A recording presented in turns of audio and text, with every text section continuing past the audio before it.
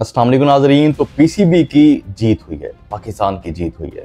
तो लेकिन बहुत से लोग जो हैं वो ये एतराज़ कर रहे हैं कि जो पीसीबी ने मुतालबात रखे थे, मतलब ये जो मैच रेफरी के हवाले से मैं बात कर रहा हूँ, जो मुतालबात पीसीबी के थे वो तो पूरे नहीं हुए। तो मैं किस तरीके से कह रहा हूँ कि उनकी जीत हुई है, तो मैं आपको इस वीडियो के अंदर बताता हूँ कि किस तरीके से पीसीबी की जीत हुई है।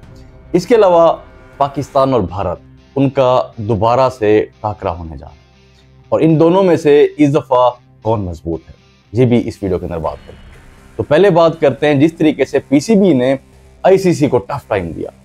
मोहसिन नकवी साहब ने सही टाइम के ऊपर मुदाखलत करके जिस तरीके से आईसीसी को टफ टाइम दिया, तो ये मैं कहता हूँ कि बहुत ही ज़बरदस्त। पीसीबी का खैर मुतालबा ये था कि ये जो मैच रेफरी थे उस टाइम भारत और पाकिस्तान के मैच के दौरान, तो इनको हमारे और किसी मैच के अंदर नहीं होना चाहिए, या इनको मतलब एशिया कप में ही नहीं होना चाहिए। लेकिन ये मुतालबा तो नहीं माना गया। उसकी वजह यह भी है कि आईसीसी के जो चेयरमैन हैं वो कौन है? जय शाह। और जय शाह कौन है? अमित शाह के बेटे। अमित शाह कौन है? नरेंद्र मोदी के वजीर हैं। अब ये पूरा कनेक्शन आप देखें, उसके बावजूद भी पीसीबी ने टफ टाइम दिया आईसीसी को, और वो जो रेफरी थे उस टाइम वो मजबूर होकर उन्होंने माफी मांगी।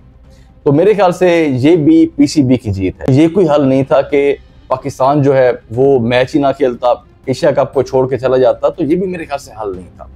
तो ये एक अच्छा फैसला किया गया। तो मोहसिन नकवी साहब ने ये भी बहुत अच्छा काम किया कि रमीज राजा और नजम सेठी साहब, उनसे भी मुशावरत की। तो ये भी एक बहुत अच्छा काम किया उन्होंने। तो मुशावरत से उन्होंने फैसला किया, जो कि मेरे ख्याल से सही फैसला था। माफी उन्होंने मांग ली, तो पाकिस्तान जो है वो एशिया कप के अंदर स्टैंड कर रहा है, क्योंकि पाकिस्तान जो है वो खेल के मैदान को खेल का मैदान समझता है। भारत की तरह वो सियासत को खेल के मैदान के अंदर नहीं लेके आ रहे। मतलब पाकिस्तान की ये कोशिश नहीं है कि जिस तरीके से भारत ने सियासत को घसीटा है खेल के मैदान के अंदर, तो मेरे ख्याल से वो एक बहुत ही घटिया काम था। तो पाकिस्तान ने एक स्पोर्ट्समैनशिप जो होती है ना, उसका सबूत दिया है, स्पोर्ट्समैन स्पिरिट दिखाई है। तो बाकी जो हिसाब किताब भारत के साथ है वो अब टाकरा होने वाला है। तो जंग के मैदान के अंदर तो उनका जो गरूर था वो मिट्टी के अंदर मिला दिया गया था।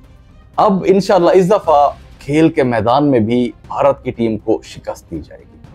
हमारे बिल्कुल नए लड़के हैं, उनके ऊपर तनकीद भी हो रही है। तो मेरे ख्याल से हम सबको उनके ऊपर तनकीद की बजाय उनको कॉन्फिडेंस देना चाहिए।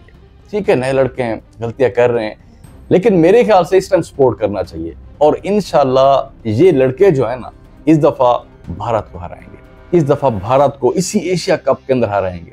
तो भारत को जंग के मैदान के अंदर तो शिकस्त मिली थी, इस दफा खेल के मैदान के अंदर इधर भी शिकस्त मिलेगी उनको। लेकिन हमारे जो बैट्समैन हैं उनको थोड़ा फोकस करने की जरूरत है, क्योंकि हमारे बैट्समैन जो हैं वो स्कोर नहीं कर पा रहे। शाहीन शाह अफरीदी पिछले दोनों मैचेस के अंदर बहुत ही जबरदस्त किस्म की बैटिंग की है। तो इस टाइम वो बूम बूम अफरीदी बने हुए। जिस तरीके से शाहिद अफरीदी जो एक रोल प्ले करते थे, शाहीन शाह अफरीदी वो रोल प्ले कर रहे हैं। तो मैं समझता हूँ कि पाकिस्तान को एक अच्छा ऑलराउंडर मिल चुका है इस टाइम।